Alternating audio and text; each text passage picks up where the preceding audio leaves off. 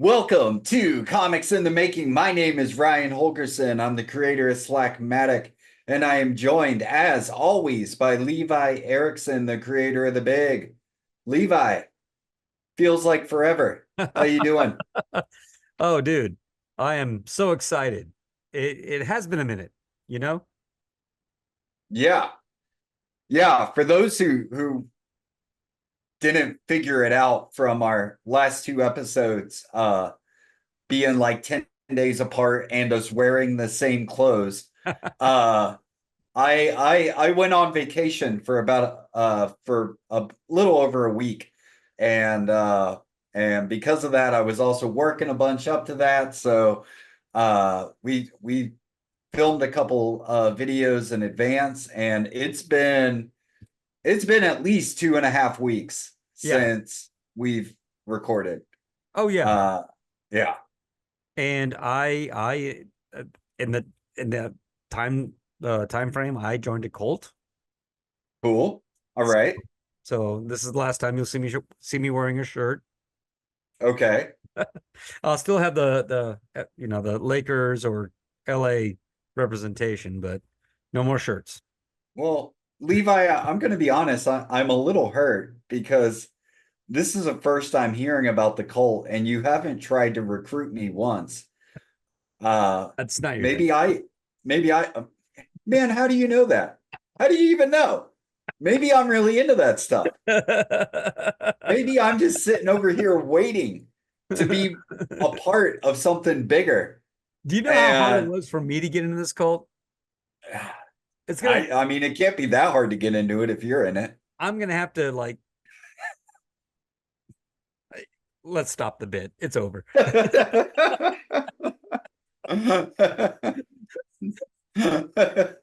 Shit. What Anyway, bit? dude, I don't even what bit. I don't know. All right. All right. So that's what they want you what are to we do. talking? Yeah, what are we talking about today? Today we're gonna talk, and this is gonna be kind of maybe one of our I think we've had a few episodes that are kind of like therapy sessions where me and Levi are kind of trying to work through some stuff. New playlist. Um, A new playlist, comic book therapy or comic creative yeah. therapy. I mean, really, that would be like every episode if we're being real. But so what we're gonna try and work through is the economy of self-publishing. Uh, you know, to viewers of the show, they know me and Levi both self-publish our own work. We have been for years. And we were talking about this earlier today, and I think we're both kind of going through this right now. Um, I know I definitely am. Um, but the economy of self-publishing can be super tricky. It's like the Um, world's like 78,000 smallest economy. yeah, And that's yeah, shared amongst all the like self-published creators. yeah, yeah. Well, and uh let's throw some kind of hard truths, I guess, out there about what we do. So when it comes to our self-publishing, we are using print on demand or digital printers to print our stuff. Now, arguably, when you're using a printer like Comics Wellspring or Mixum or RA Comics Direct or any of these, Amazon, uh, the benefit is okay, I can order a small amount and not break the bank. Oh yeah. The downside is that because you're ordering a small amount, you're paying a way higher per unit price. So if we were to go through like an offset printer and order 1,000 copies of what we're doing, we would pay a smaller amount than what we're paying right now I mean per unit, yeah. per unit. Yeah, no, this is all about per unit. But we would have to warehouse that stuff. Would we even sell that amount? I can tell you right now, I can't. So that's why we use print on demand to sell on our Etsy stores or at comic conventions, art things, stuff like that.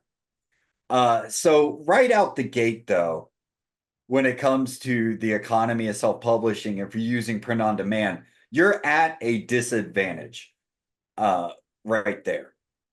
Um, I I would say just for the beginners out there, and I think not to put you on the spot, Levi, but I think you've kind of felt this.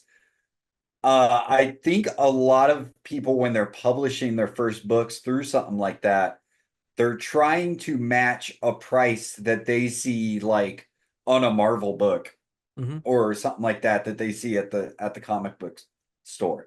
Yeah. Um, the fact of the matter is, if you put that price on your self-produced book through Comics Wellspring or whatever, you might be losing money. You might either be losing money or you're making pennies on the dollar. Right. Right. In the sense of like we've equated doing your own comics with being in a band, underground band, self-published cartoonist, whatever. And there is a large amount of like, you know what, I'm just gonna do this because I want to do it. And there's dumber ways I could spend this amount of money. I could spend as much money in town going out that I could, you know, going on the road and playing shows, so it's like a give and take. But that's going into it expecting on Monday I'm going to be out a couple $100 either way, you know, and which is more Right, productive, which may have more chance of a return, right? Um, right, you go out with your friends, hit some bars, have a good time, you have memories, you have stories, you cultivate friendships and all that, and there's value to that. Or you can say, okay, I'm going to go with my band and I'm going to spend money and we're going to come back with less money than we had when we, you know, uh, struck out from town, but we're going to have the stories or we're going to have, maybe a few fans and down the road, yada, yada, yada. Same with, doing your comics. I'm making my comics and, you know, it's really cheap to have these comics printed in a small run. And hell, I might blow that on a, case of beer, a couple, over the course of a month. And so you can justify it in many, many different ways. But then reality kind of starts to set in, right? And I had some of that get me. I guess I'm growing past that initial, oh, there's other ways dumb ways I can waste money, right? I may as well have my comic books made. Um, but I'm not trying to sway people from pursuing that. I mean, do it, do the damn thing. There's value. Make your comic, get it printed. Um, but I I was reevaluating my price points, looking at how much I was wanting to charge, like you alluded to, because I felt really strongly about as a fan, being pitched, comics from people I didn't know. I mean, really pitched and like, oh, your thing sounds pretty interesting. It looks good. And then they go, yeah, this comic's $10. I'm like, whoa, I get it. But I'm kind of like, I could go over here and get really what I want for $10 by some of the best. You're asking a lot as a nobody, right? That was my mindset. And so when I was starting to put my books out, I was like, yeah, I'm a nobody. And I don't want to be that. So I try to, okay, per unit it's this, and yeah, I would like to price them, very competitively with, the major publishers. And that's cool. And if you can do it, do it. But I started to understand, I mean, selling directly to the person in front of you, that can work. So, but selling them on the using the options we have available, like an Etsy or an eBay or something like that, it's unsustainable. I sold a mini comic. I did raise my prices, and I didn't realize that Etsy maintained the original price for my comic. The mini comic came through, sold it, for the old price point of $4, and I got 98 cents from it. Doesn't cover the printing. And the price I raised them to was $6, shipping included. And that's $2 for shipping. The $6 price point barely covers the printing. I get, like you said, pennies. I get pennies on that. But I think it's a fair price point. Um, and at also there's some value to, like, oh, get your name out, build a fan base. If you're making even an infinitesimal profit, go with that, build your fan base. But the problem isn't printing them, because that was the big barrier back in the day. Like, I got a mini comic, I want to make it. What? Oh, go to a printer. We won't work with you unless you're ordering 10,000 copies. All right, Kinkos, thanks for being there for me. You know, and that's fine. There's no, problem with that. But so printing has equalized the industry for small press, self-published creators, right? But it's the distribution that's the obstacle. Things like Etsy, third-party distribution, chains. Any distributor, I mean, that's why they do it. They take their cut. That's Right. the whole damn point. Um, and but like a physical distributor, like a Diamond or whatever, they do something. They do something that I feel like is tangible. I'm not sure exactly what Etsy does, except for give me a place to land my listing and a place where I can drive people to. Because Okay. they're not. Well, all right. Go for it. Okay. Before you defend Diamond too much, I'm not defending. It's it not. sounded a little bit They like you were do defending. something. They Sounded do a little bit something. like, okay. They I get do what something. I get what Diamond does. Fuck Diamond. Here's what Diamond. One, Diamond only lets you list your book once, which is something that the back in the 90s, the other smaller distributors would let you relist things to keep your stuff in the public eye. Diamond, in my opinion, let's use the analogy of the algorithm and stuff for the internet. A few episodes ago, I think maybe we were talking about my new story artist, Alley of the Damned, Yeah. and I had said, it did okay, and you were like, dude, you just released it, and I'm like, yeah, that's all I get, and because if it doesn't hit in that 24 hours, it just doesn't. Um, Although I'm just gonna say real just sidestep. I'm just gonna say this real fast. I've been having pretty good success on TikTok, and TikTok seems to actually go a little bit longer as far as like staying in that algorithm. It's really surprised me. Really surprised me. Anyway, um, Diamond, uh, so you have to sell your books to Diamond at 60%. Well, no, I think it's even more than that because the comic book store is going to buy your book from them at 60% off the cover price, right? Yeah. That's what the comic book store sells it at. I guys, I might have these numbers wrong. Um, but essentially you are selling that stock to Diamond at a like just an incredibly reduced price, 60%, 80%, something like that, so that everybody gets their little cut. And guess what? You're the last one to get that cut. Mm-hmm. So uh what does Etsy do? Now, I'm not going to be a huge proponent of Etsy either, but I do use it. And you know what? I've had a pretty good year on Etsy.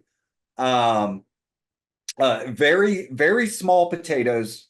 Okay, I'm well aware of that, but I'm approaching $500 in sales on Etsy in the last really 3 months of putting books out there. And you know what? That's the strongest year I've ever had on Etsy. I'm pretty happy with it. Um, what they do right now is almost everybody has an Etsy account. Not everybody goes to a comic book store or someplace that orders from Diamond. Okay. Yeah. I get people ordering my stuff from Etsy all the time that I have no idea who they are. A lot of them I'm like, oh yeah, I know that guy, I know that guy. But then I'll get something from like, how did you find this? How did you find this? So they have some good stuff baked in there that helps you get out there. Now, like everything we talk about, that's always a marathon. At this point, I think I've had my Etsy store open for like 10 years. Right off the bat, I wasn't doing anything on there. But as I've put more, I've realized I was trying to sell artwork on there and stuff like that. You know what? Artwork just wasn't selling, but the books sell.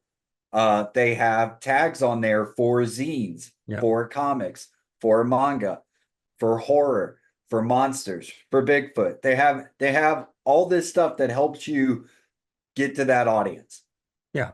Now, what sucks about Etsy? Well, it's kind of it's very similar to that print on demand model because the cost of putting a listing up on Etsy is 40 cents. That's it. So it's very, very small amount. And I think that renews every, I can't remember, 3 months or something like that. Um, so every 3 months, you're going to have 40 cents taken out of a sale or they're going to charge your card or something like that. Uh, then Etsy's going to take there's going to be a credit card fee that gets taken out, which I think is like, I don't know, 25, 30 cents or something like that. And then there's going to be a percentage fee from your sale with a minimum, I think, of 25 to 30 cents. Mm-hmm. But then there's a percentage on top of that 25 to 30 cents. Okay. So, for example, let's go through uh we don't have to get too into the weeds, but I thought you I were going to bring up a chart. well, yeah, I could. So I sell the Wizard Staff, which is a 40-page book, full color, for $9. Uh, if I sell one book on Etsy at $9, I'm gonna get, and I can should be able to punch this up pretty fast or not. I'll just do like you're punching. Yeah, please. I'm helping. Filibuster. I'm Filibuster. helping. Okay. Here we go. All right. Okay, you know what? So the listing fee is actually 20 cents. So I was wrong. Listing fee is 20 cents. Processing fee on that $9 book for me was 52 cents. The transaction fee was 59 cents. Uh so at the end of the day, I sell a $9 book.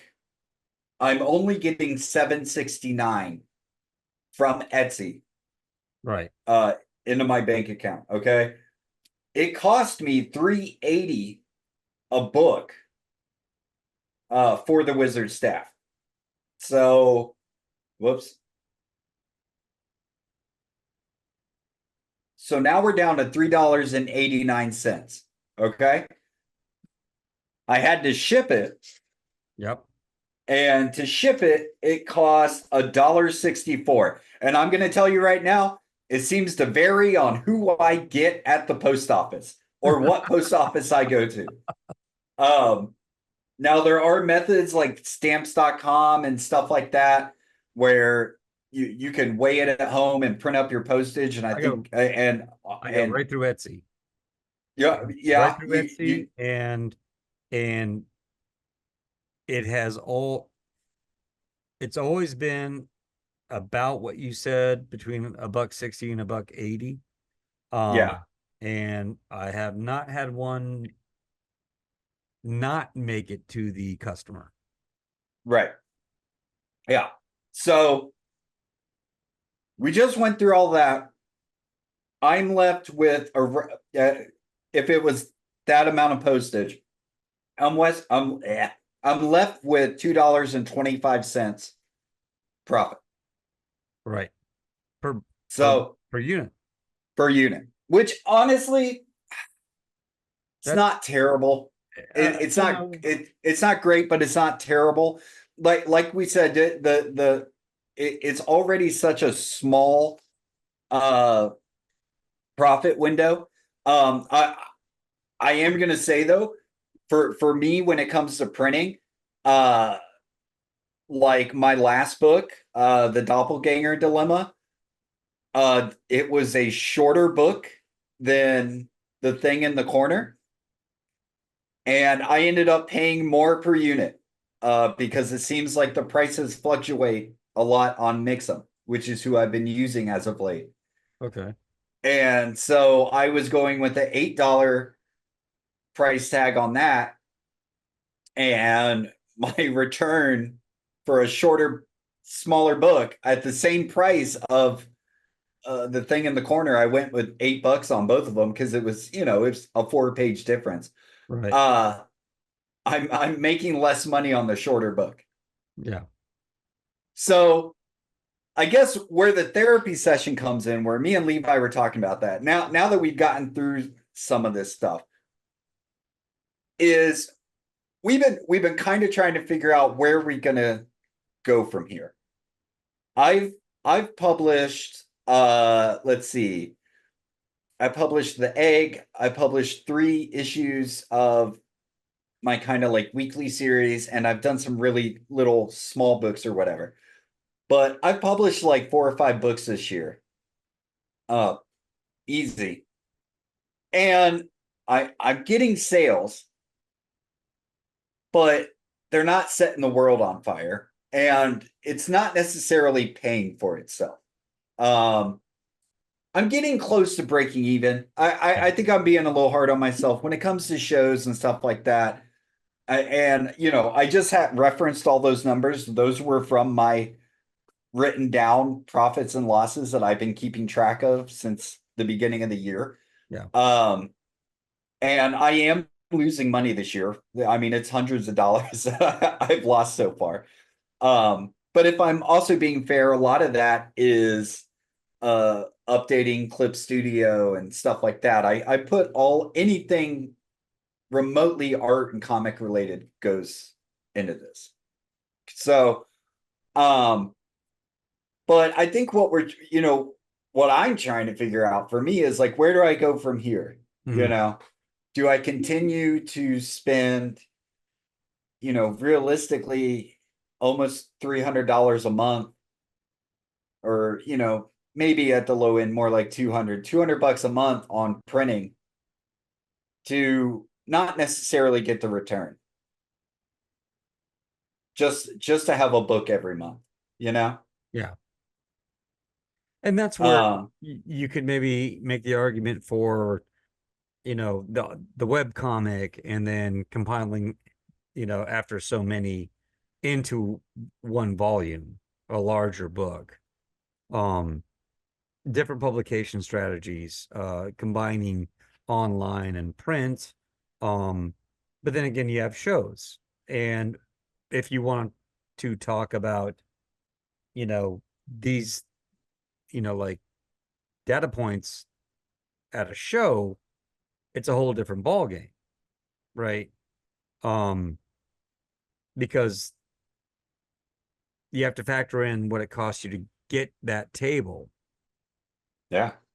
which I don't know. I mean, maybe it's it's equitable or worse, worse uh situation than going to a third party online, sort of distribution model. Um it's there's no easy or quick fix or preferential way to do it. You do shows to make that interface with comic book fans and hopefully making more fans of your work. And some shows, like the investment of doing the show is minimal, and there's a really good chance that you're gonna break even or make profit on the show. And then again, you have to add in hotel costs, and if there are any, and meals, if you want a cup of coffee, the smart creator slash publisher is going to factor every dime they spend associated with their work into, the ultimate formula, whether or not they're making money. You know what I mean? Yeah, I do. I mean, I know you do. Uh, Yeah. I, Yeah. Well, and I mean, and here's the thing. Like, um, am I upset that I've lost hundreds of dollars this year? No, because here's the thing though. I mean, I might have lost. I haven't run the 100% numbers or whatever, but we're talking, I don't know. Let's say I've lost $600 or something like that. It's probably less than that. Uh, I've probably dumped well over it, I mean, probably 12 or $1,300 this year in the comics. And I've only lost that. So I'm getting it's not like there's nothing coming in. I mean, I think I would feel worse if I had dumped 2 grand this year so far and I was 2 grand in the hole, and that would be, yeah, and I'm nowhere, I was, I'm nowhere near that. I was gonna say, I mean, there's got to be some people at San Diego Comic-Con who, you know, just like us, printed out all these comics and paid the money to get there, and will be thousands of dollars in Yeah. the hole, you know. Um, Yeah. you know, hope and a dream and everything that comes with it. And by no means am I trying to bash anyone's dream or or whatever. Go for it. Do the damn thing. We always say it. Um, so it's all relative. I mean, if you can look back and say, hey, what the hell else what was I going to do with my money? Did I make any money? Did I sell any comics? I sold a few. I met some people, had a great time, memories for a lifetime, you know, then that's what it's all about. I mean, if you really want to put at this level of making comics, if you really want to put a dollar sign on it and really get fundamentalist capitalist on everything, and make your decisions based on revenue and profit margins and all that stuff, then yeah, definitely don't do comics. Do not do comics. Get good at drawing one thing and sell the fuck out of it over and over again. Draw one thing, make a print, and you'll sell them by the dozens. Guaranteed. Don't do comics. Don't go to comic conventions. Don't try to get yourself out there if you're worried about making money. I'm not saying being conscientious of your revenue streams and what you're putting in, what you're getting out. But if I'm gonna do this to make money, do commissions, build websites, do something else. This is not the gig Right. for you. Um, Well, and look, I think so. All right. So I'm gonna ask you this. So right now, the last three issues I've printed have been monthly collections. So the Wizard Staff was everything from January. Uh, the Thing in the Corner was everything from February. Doppelganger Dilemma, everything from March. All right. So now I'm obviously I'm to my April stuff. Okay. And also I slowed down a little bit in April. I wasn't putting a story out every week. I still have plenty of material to print. Yeah. Um, but I definitely slowed down. So this is just a friend asking a friend, and I'm making it public for the people that are going to watch this. If you were me, would you print a larger collection? Okay. Okay, I'm gonna give you three options. I'm gonna give you three Okay. options. All right. Here are the three options. Print a larger collection like I've been doing. So something along more the size of Wizard Staff. So maybe I don't print them every month. I do it every 2 or 3 months. Here's a 50-page floppy at a higher price point. All right. Yeah. That's option one.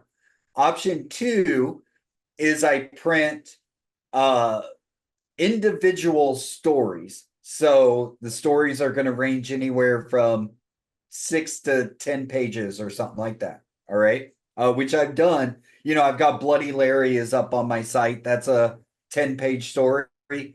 It's three pieces of paper folded together Yeah. to make that. But it's mainly black and white, so I sell it for $3, and it's a lot cheaper to produce than my color stuff. Um, so so I could do that and print some individual stories. All right. Which I'll say this right now. I think the advantage of doing that is I will be more likely to go around the convention floor and go, here you go, because I'm not going to have as much money in it, you know? Yeah. Um, right now with the stuff I've got, they're kind of pricey. So I'm not really like going around trading with people and just like giving them out. I feel like if they were a smaller but just one story, I'd be more likely to just be like, "Oh, here, take it." Like I wouldn't be as worried about it. And then option three is I stop publishing, at least for the most part, and wait for a year and do a big collection through Amazon, like I did Book of Things, which I'm already planning on doing. Like at some point next year, collecting everything from 2024 and 2023 into one big volume. Yeah. But just stop and do that, or some kind of combination of all of them. What are your thoughts? Yeah, I say you basically do all those things with a with All. no, no, with a plan like trajectory. You know what I mean? Yeah. Like so I'm already doing, the big in chapters compiled into it's like The Walking Dead. Instead of doing four comics and then putting them in a trade, I'm doing two minis into a floppy.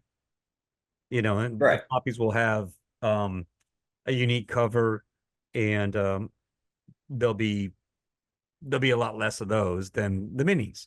Um, and price point wise, uh, you know, there might be a little bit of an incentive to get one or the other, but hopefully the idea is that collectors, fans will go, yeah, I want to read this as it comes out, but he's going to do a cool cover on the combined one. Then you might have people that want to, eschew the mini comics and wait till the combined floppy comes in. Um, some people are like that. Some people respond better to that traditional American format. than like a digest size. Um, I think there's some psychology in that. Like, some people go, "Oh, that's a real comic book." Those aren't. you know. Um, your point about having the smaller stories, have those and have those available for your trades, for your, oh, hey, get your eyeballs in front of this. Um, and maybe the that's curated. That's who you want to have them. Um, those stories may be available on your Patreon. And then when you release those collections, it'll be there as well.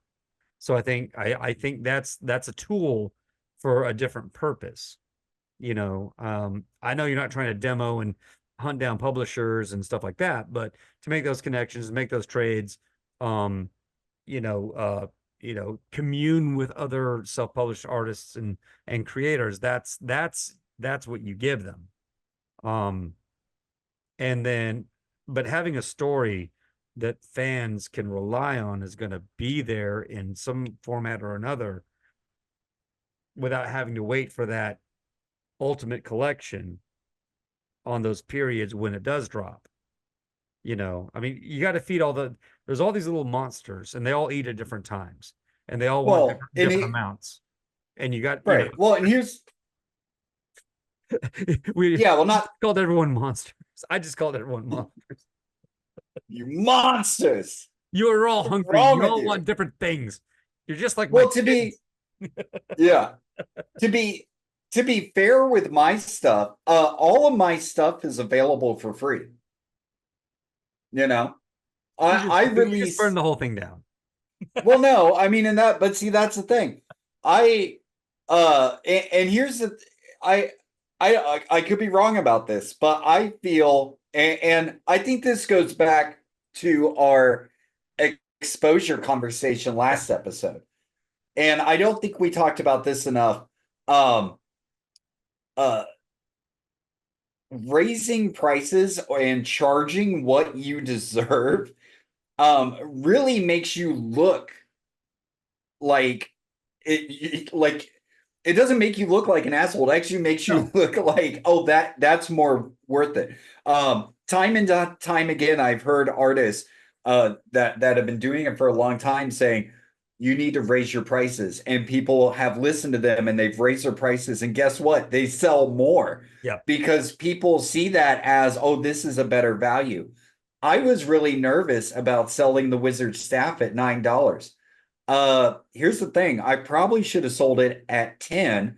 And here's the other thing. It's my best seller on Etsy. I'm running low on them. It's my most expensive book and I'm running low. So So, put that in your cap. right. Call them And acronyms. here's the thing too. It's a 40-page full color book. And it is You're a getting value. your money, you're getting your money's worth out of it, A you hundred know? percent. Yeah. Um, but I also feel like since I'm already giving my stuff away for free, I think I kind of have the right to sell it a little more in Hell yeah, print you do.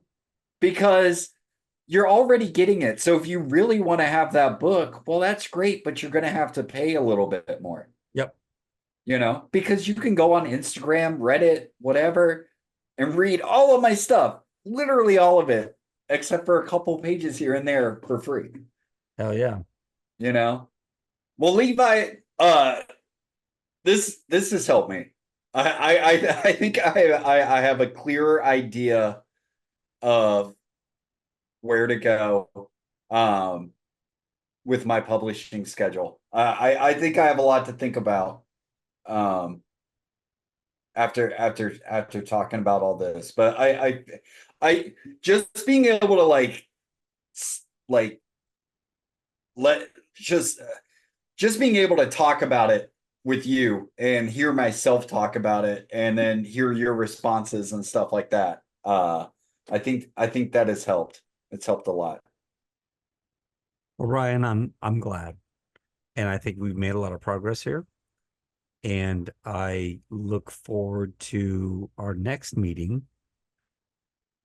Wait, And that's our time for wait, that's today. it? Yeah. I thought we had another 30 minutes.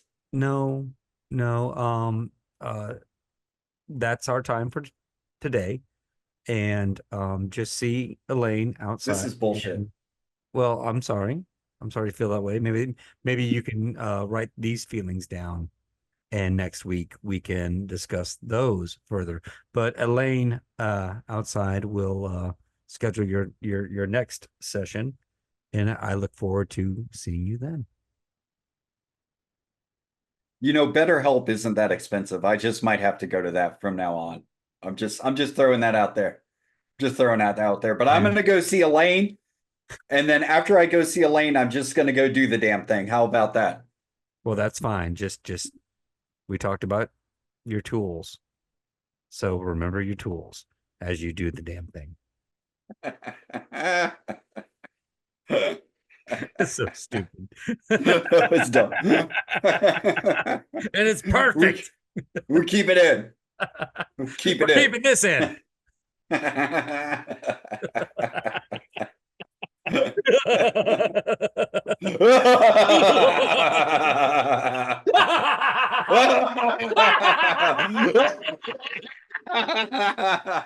All right.